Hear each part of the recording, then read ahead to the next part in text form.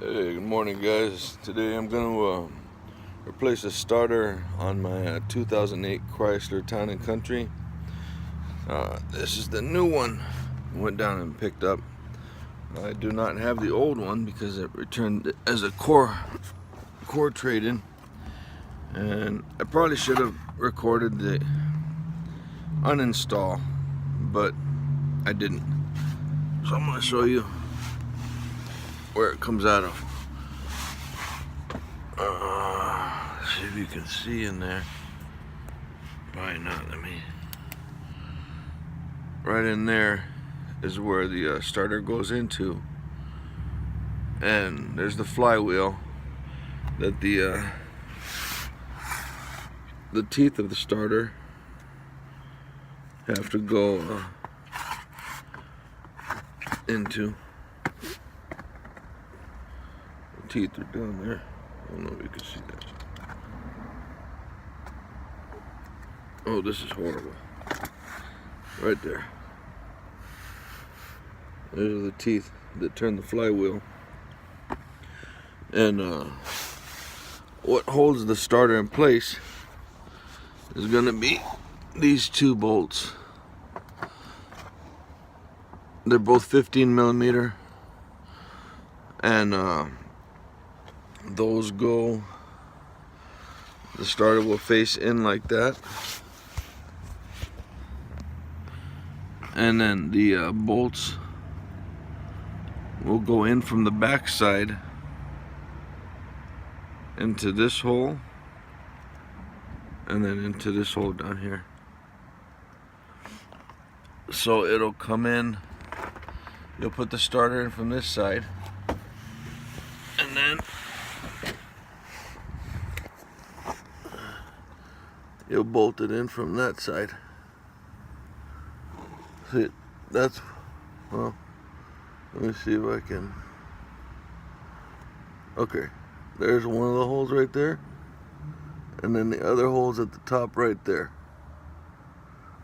So that's the only thing holding it in, and it's easy access. I saw videos that said you gotta take off all these parts to get to it, but I was able to access it just like that. What does help, I have a ratchet wrench, which I was able to just slide in there and, you know, just do like that. Because if you do have a socket wrench, the top one's going to be hard to get at. The bottom one you can get at with the socket wrench, which I have one of these. You can see it, pretty cool ones that extend, you know, 15 millimeter also. Both of those are 15 millimeter. So pretty much if you have these two tools, you can do the job.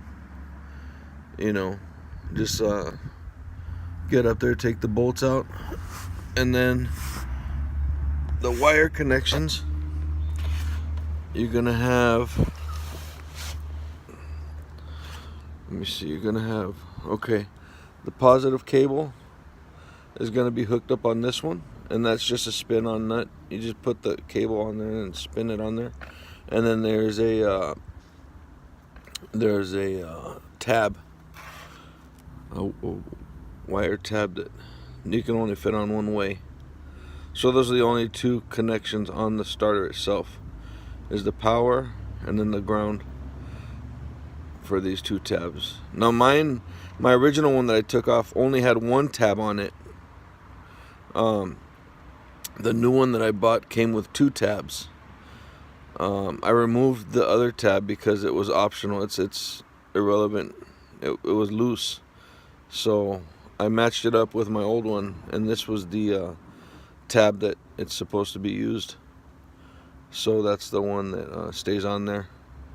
So yeah, like I said, these are the two connections for the wires, power and the ground, and then the bolts right there and right there, and it goes right there. That's where it fastens in from on the back side. Okay, hope this helps, guys. Have a great day.